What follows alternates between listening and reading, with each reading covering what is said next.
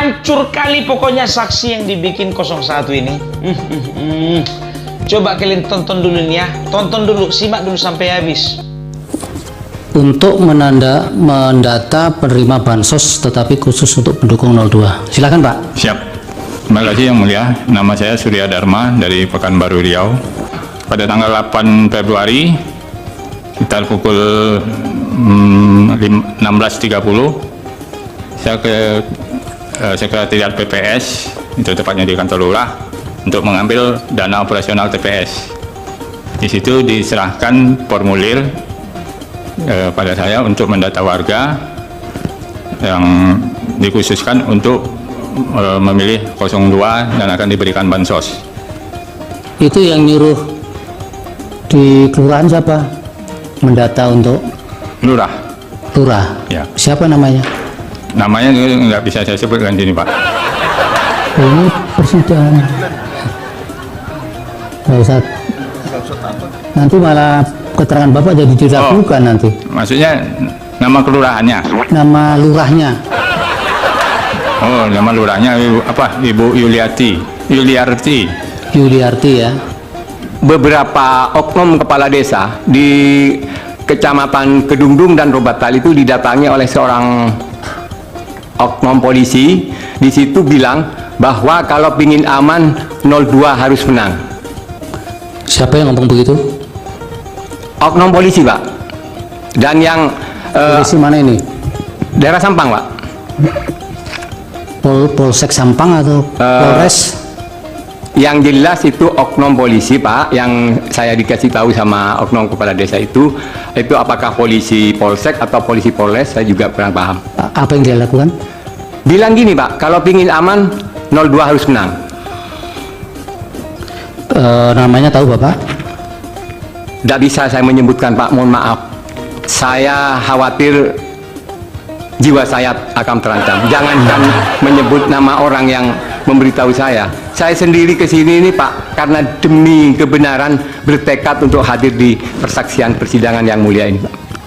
Baik, tapi keutuhan keterangan Bapak menjadi agak tidak bulat kalau memberikan keterangan.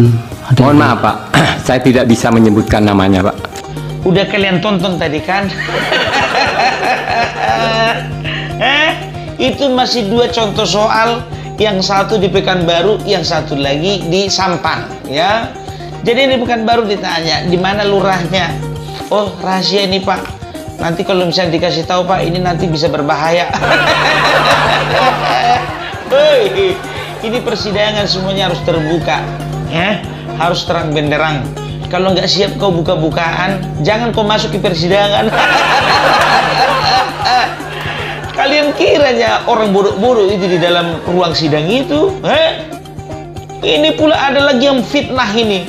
Dibilangnya ada oknum polisi, ya, oknum polisi yang mengatakan bahwasanya negara ini akan aman kalau 02 yang jadi presiden, katanya begitu.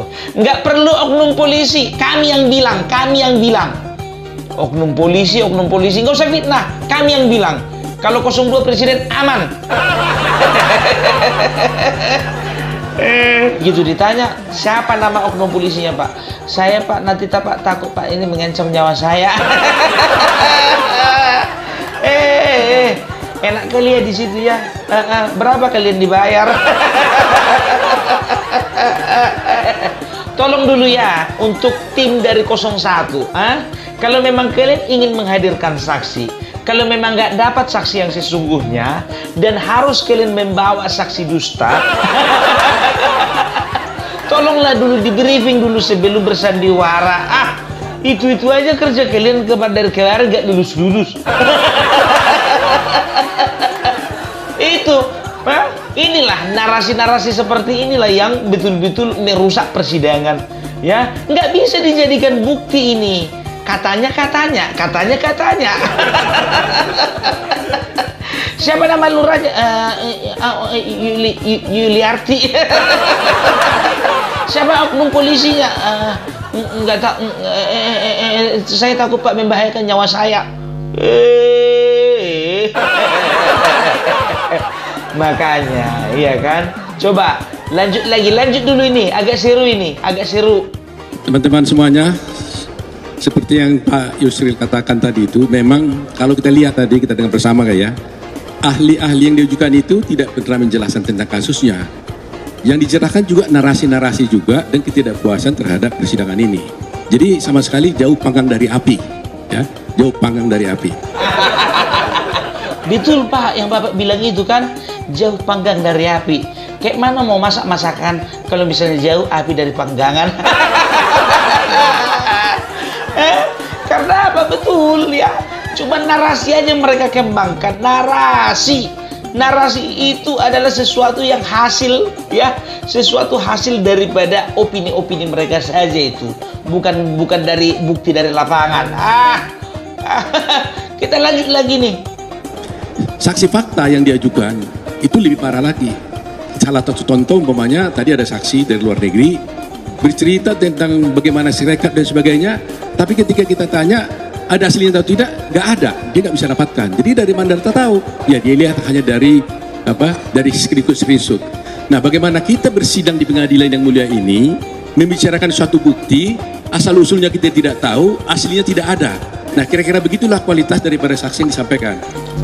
Udah dengar kalian kan? Udah dengar? Mereka pun tim 01 ngabis-ngabiskan uang untuk bayar tiket untuk menghadirkan saksi fakta dari luar negeri. Saksi faktanya pun juga on. Ketika ditanya aslinya mana, nggak ada. Yang ditunjukkan cuma screenshot. Untung nggak screenshot yang lain-lain yang kau tunjukkan. Sampai kalau screenshot kau sama selingkuhanmu, apa nggak bahaya itu? Udahlah ya.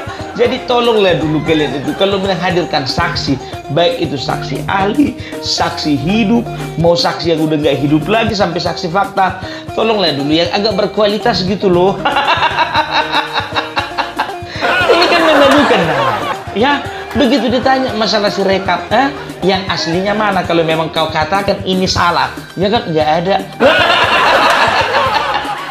Bro, ada uang palsu karena ada uang versi aslinya.